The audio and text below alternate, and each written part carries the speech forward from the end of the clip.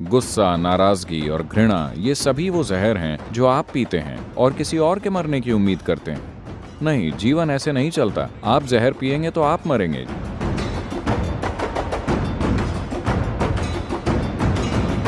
Sir, जब कोई हमारे साथ कुछ गलत करता है या कोई गलत व्यवहार करता है तो हमारे मन में दुश्मनी और नाराजगी होती है। अरे, हमें मुकदमा दायर करना चाहिए। नहीं, एक मामूली अर्थ में, अगर वे हमारे साथ दुर्व्यवहार या गलत करते हैं तो कभी कभी हमारे मन में उनके लिए नाराजगी या दुश्मनी होती है और कभी कभी हम उन्हें माफ करके बात वहीं छोड़ देते हैं। तो मेरा सवाल है, हम एक लकीर कहाँ खींचे ताकि गलती करने वालों को उसकी गलती के लिए जिम्मेदार ठहरा सके, और उसे हमें कब माफ करना चाहिए और कब बात वहीं छोड़ देनी चाहिए, यही प्रश्न है। देखिए, बात दूसरे इंसान की नहीं है। आपको दो में से एक चुनना है।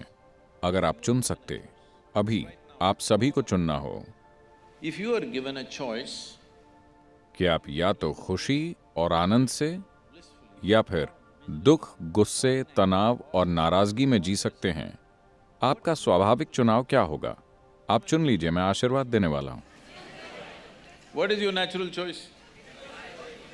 आनंद, है ना? क्योंकि हर इंसान अपने लिए सबसे ऊंचा सुख तलाश रहा है।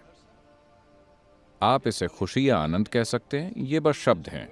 मुख्य रूप से हम अपने लिए सबसे ऊंचा सुख चाहते हैं। अगर आपका शरीर अच्छा महसूस करता है तो इसे सेहत कहते हैं। अगर वो बहुत बहुत अच्छा महसूस करता है तो उसे सुख कहते हैं। अगर आपका मन सुखद हो जाए तो इसे शांति कहते हैं।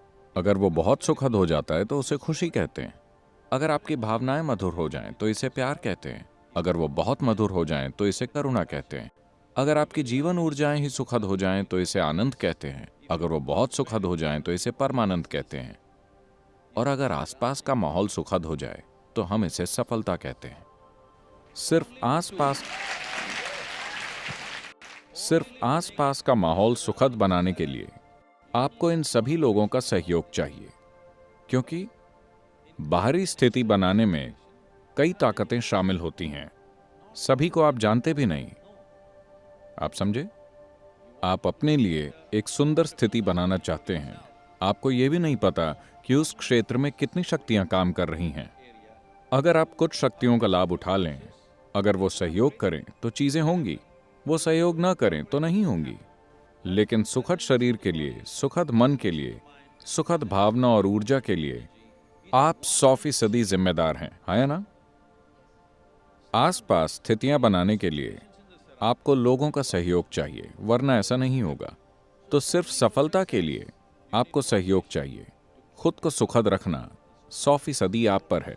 तो फिलहाल आप अच्छे से जानते हैं कि आप शांति चाहते हैं, लेकिन कोई कुछ कर रहा है। वो क्या कर रहे हैं? वही जो उन्हें सबसे अच्छे से आता है। आपको गाली दे रहे हैं। क्यों दे रहे हैं? क्योंकि वो वही जानते हैं, है ना? वो जीवन को उतना ही जानते हैं, इसीलिए वो ऐसा कर रहे हैं। अगर आप नाराज हो जाएं और सोचें कि उन्हें कुछ होगा, देखिए, ये चीजें, गुस्सा, नाराजगी और घृणा, ये सभी वो जहर हैं जो आप पीते हैं और किसी और के मरने की उम्मीद करते हैं। नहीं, जीवन ऐसे नहीं चलता। आप जहर पिएंगे तो आप मरेंगे। जीवन बिल्कुल न्यायपूर्ण है। आप जहर पिएंगे तो आप मरेंगे, पूरा न्याय है कि नहीं? मैं जहर पीऊं, आप मर जाएं, क्या ये इंसाफ है?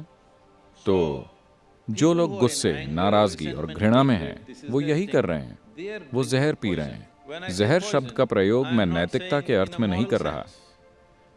आज पर्याप्त मेडिकल प्रमाण मौजूद है कि आपके खून की जांच से बताया जा सकता है कि 5 मिनट आप अभी खून की जांच करें और 5 मिनट जबरदस्त गुस्सा करें, फिर खून की जांच करें। आप देखेंगे आप में असल में रासायनिक जहर है।